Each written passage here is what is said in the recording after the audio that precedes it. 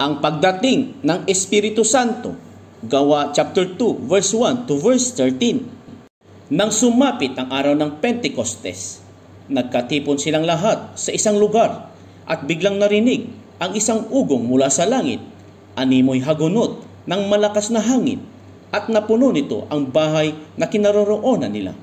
May nakita silang waring mga dilang apoy na lumapag sa bawat isa sa kanila, at silang lahat ay napuspos ng Espiritu Santo at nagsalita ng iba't ibang wika ayon sa pinagkaloob sa kanila ng Espiritu.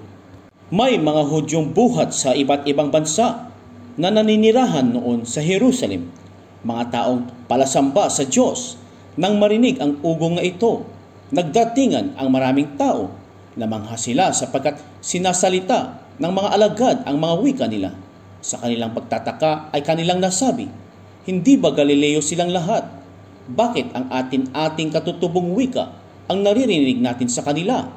Tayo'y mga taga-Parthia, mga taga-Media, mga taga-Elam, mga naninirahan sa Mesopotamia, sa Judea at sa Cappadocia, sa Punto at sa Asia. Mayroon pa sa ating taga-Phrygia at Pamphylia, Ehipto at sa mga saklaw ng Libya na sakop ng Cyrene, at mga nakikipanirahang mula sa Roma, maging mga Hudyo at mga naakit sa Judaismo. May mga taga-Kreta at Arabia pa rito. Paano sila nakapagsasalita sa ating wika tungkol sa mga kahangahangang gawa ng Diyos? Hindi nila maubos maisip ang nangyari, kaya't di matigil ang tanungan. Ano ang ibig sabihin nito? Ngunit ang iba'y pakutyang nagsabi, "Mga lasing iyan." Ang sermon ni Pedro, Gawa chapter 2 verse 14 to verse 42. Tumayo si Pedro at ang 11 apostol at nagsalita ng malakas, "Mga kababayan at mga naninirahan sa Jerusalem, pakinggan ninyong mabuti ang aking sasabihin. Hindi lasing ang mga taong ito, gaya ng palagay ninyo, sapagkat ikasyam pa lamang ng umaga. Manapay natupad ngayon ang sinabi ni Propeta Joel. Ito ang gagawin ko sa mga huling araw, sabi ng Diyos. Pagkakalooban ko ng aking espiritu ang lahat ng tao, at sa ngalan ko'y magpapahayag ang inyong mga anak. Ang inyong mga binatay makakakita ng mga pangitain, at ang inyong matatandang lalaki magkakaroon ng mga panaginip. Sa mga araw na iyon ay pagkakalooban ko rin ng aking espiritu ang aking mga alipin, maging lalaki at babae. At sa ngalan ko'y magpapahayag sila. Magpapakita ako ng mga himala sa langit at mga kababalaghan sa lupa, dugo, apoy at makapal na usok. Magdidilim ang araw at pupulang animoy dugo ang buwan bago sumapit ang araw ng Panginoon, ang dakila at maningning na araw. At sino mang tumawag sa pangalan ng Panginoon ay maliligtas.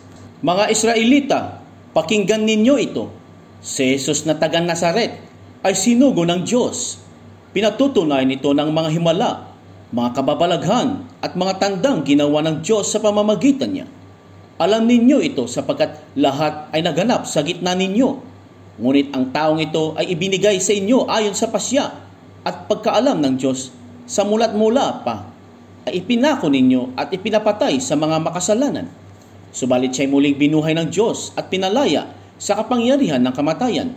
Hindi ito maaaring mamayani sa kanya gaya ng sinabi ni David. Nakita ko na laging nasa tabi ko ang Panginoon. Siya'y kasama ko.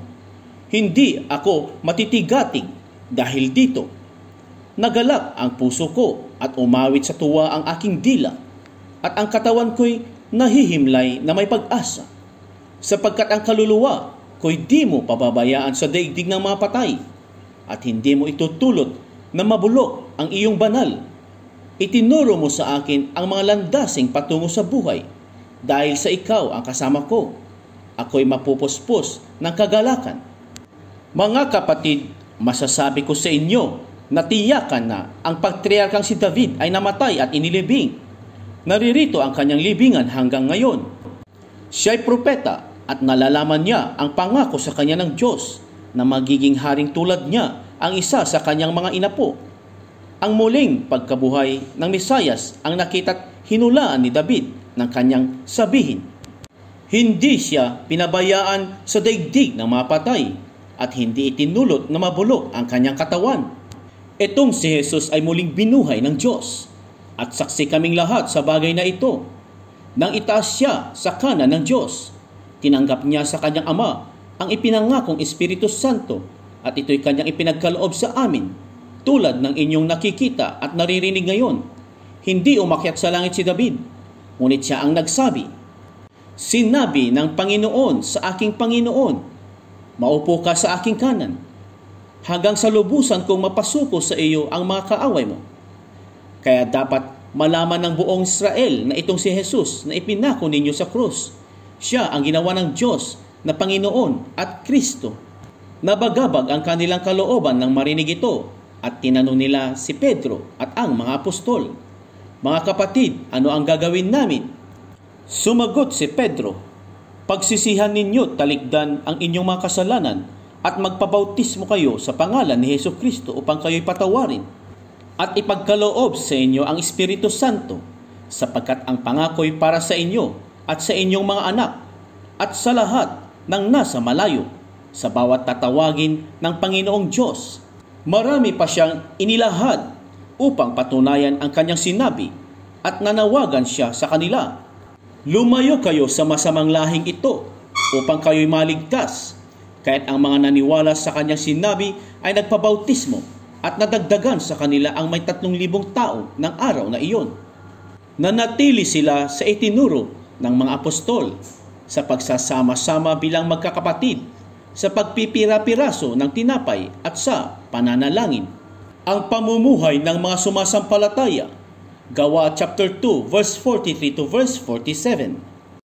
Dahil sa maraming himalang nagawa sa pamamagitan ng mga apostol, naghari sa lahat ang magkahalong pitagan at takot, at nagsama-sama ang lahat ng sumasampalataya at para sa lahat ang kanilang ari-arian. Ipinagbibili nila ito at ang pinagbilhan ay pinamamahagi sa lahat ayon sa pangangailangan ng bawat isa. Araw-araw sila'y nagkakatipon sa templo, nagpipira-piraso ng tinapay sa kanilang tahanan at nagsasalos-salong masaya ang kalooban. Nagpupuri sila sa Diyos at kinalulugdan ng lahat ng tao. Bawat araw ay idinaragdag sa kanila ng Panginoon ang mga inililigtas.